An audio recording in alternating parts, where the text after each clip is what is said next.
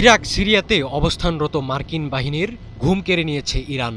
রাতে কাতারের পর এবার একের পর এক বিস্ফোরণে কেঁপে উঠল ইরাক। ইরাকে মার্কিন বাহিনীর অন্যতম সামরিক ঘাঁটি আইন আল আসাদে ব্যালিস্টিক মিসাইল হামলা চালানো হয়েছে।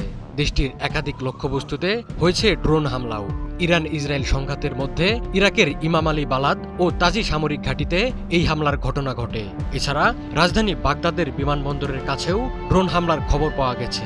এসব হামলার পর বাগদাদে যুক্তরাষ্ট্র ও বিদেশি দূতাবাসগুলো ঢেকে ফেলা হয়েছে নিরাপত্তার চাদরে। বুধবার কাতারের সাথে ইরাকের আইন আল আসাদ ঘাঁটিতে ব্যালিস্টিক মিসাইল হামলা চালায় ইরান। মঙ্গলবার সকাল হতেই ইরাকের আরও সামরিক ঘাঁটিতে হামলার খবর দেয় আন্তর্জাতিক সংবাদ মাধ্যমগুলো। প্রতিবেদনে বলা হয়, রাজধানী বাগদাদের উত্তরে সালাউদ্দিন প্রদেশে অবস্থিত বালাদ সামরিক ঘাঁটিতে হামলা হয়েছে।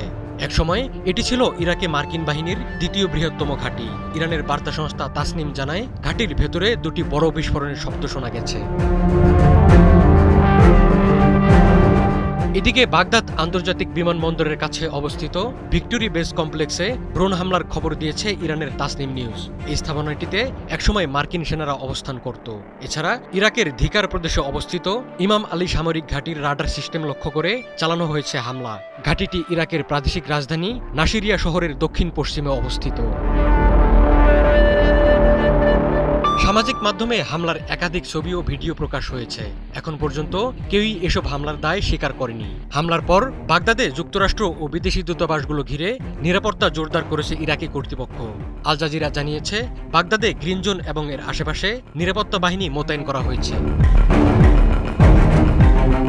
ইরাকে বর্তমানে বেশ কয়েকটি সামরিক ঘাঁটিতে ২৫০০ মার্কিন সেনা মোতায়েন আছে। মূলত সেখানকার দুটি বিমান ঘাঁটি থেকে সামরিক কর্মকাণ্ড পরিচালনা করে আমেরিকা। দেশটির পশ্চিম আনবার প্রদেশে অবস্থিত আইন আল আসাদ বিমান ঘাঁটি ইরাকি নিরাপত্তা বাহিনীকে সহায়তা দেয় এবং ন্যাটো মিশনে অংশ নেয়।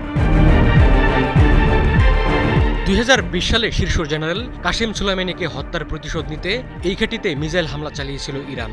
এছাড়া কুর্দিস্তান অঞ্চলে অবস্থিত এরবিল বিমান ঘাঁটি প্রশিক্ষণ, গোয়েন্দা আদান প্রদান এবং জেট বাহিনীর অভিযানে সহায়তা করে।